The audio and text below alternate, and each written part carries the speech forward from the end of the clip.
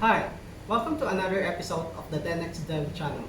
Let's discuss today the qualities and mindset that would help you in your career. Here are some advice that would help you be a great developer. Be a team player.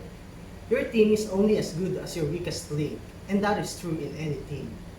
Help your teammate achieve their goals. Maybe they're stuck on a problem and don't know how to proceed. Offer them another perspective. Why?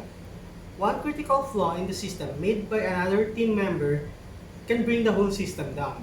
Your team member's task being delayed might mean that you miss a release window or even a window of opportunity. It's not uncommon for developers to fight and do fight for what you believe, but gracefully accept defeat.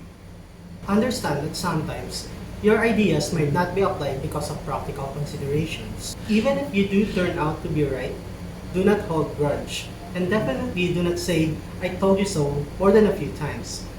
Only enough times to make them realize that sometimes they can be wrong too. Don't be that guy. Coding in the dark office, only emerging to buy cola. That guy in the room is out of touch, out of sight, and out of control, and does not belong in an open collaborative environment. There's no point in having great ideas if you don't communicate them effectively. Second advice is to be pragmatic. So, what does being pragmatic mean? Being pragmatic is dealing with things sensibly and realistically based on practical consideration. Don't blindly adopt any technique without putting it into context of your development practices and capabilities. Do not overthink and over-engineer things. It's almost always impractical to achieve 100% bulletproof code. When faced with an impossible problem, identify the real constraints. Does it have to be done this way or does it have to be done at all? When a solution is working 99% of the time, there's certain wisdom in letting go of that 1%. That doesn't mean that you don't handle that 1%. Yes, software can't be perfect, but protect your code and users from the inevitable errors. Remember, refactor early, refactor often. Rewrite, rework, and re-architect code whenever it needs it. Remember that it is only code. Yes, we may have deadlines, we may have commitments, we may even have the desire to have the cleanest code at all times. But if you find yourself feeling negatively because of the code you're working with, take time to stop and think that through. What happened to get you to this point? Is it within you that makes you feel this way? Sometimes, all that's needed is a shift in perspective. Rather than rewriting the code, the tech lead can opt to wait and make a technical debt. The true mark of a senior developer is knowing when and where to make compromises. Think of the bigger picture. Don't get so engrossed in the details that you forget what's happening around you. Third advice is to be egoless. Do not take things personally. Set aside your ego and think of the product's best interest. If something is wrong, it has to be called out, but for good reason. Own up to your mistakes. Let's imagine a hypothetical coworker scenario. A production bug is crashing the server for a few days already.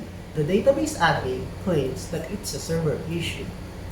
On the other hand, the backend developer claims that it's a database bottleneck issue. Instead of working together to fix the bug, they fight and rant for 2 whole days before fixing the issue. So, the lesson is discuss with the whole team what you can do to help fix the issue. Remember that everybody makes mistakes. You will make mistakes in your career. It's inevitable. The point is to find bugs early before they make it to production.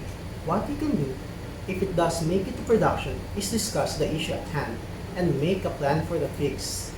Afterwards, learn from it and make sure it doesn't happen again. The fourth advice is to be data-driven. Accept change. Great software developers have business sense. They decide on what's best based on analytics and available data. The only thing permanent in this world is change. Be open to it and accept it with a smile. Look at each change to your requirements, platform, or tool as a new challenge, not some serious inconvenience to be fought. The fifth advice is to be open-minded. Do not fix your mind on a specific solution. and always be open to reconsider your perspectives based on new information given to you. Listen to everyone's feedback, even if, and especially if, it is a criticism. If someone criticizes you, they want you to improve. If someone criticizes your product, they want your product to improve. It's all about perspectives. Feedback and criticism is the best non-compromising data that you can collect from your users. Sixth advice would be to understand the user. We like to call our products our own, but ultimately, they are used by our users. Gently exceed your user's expectations. A great software developer understands the user's pain point and builds solutions for it.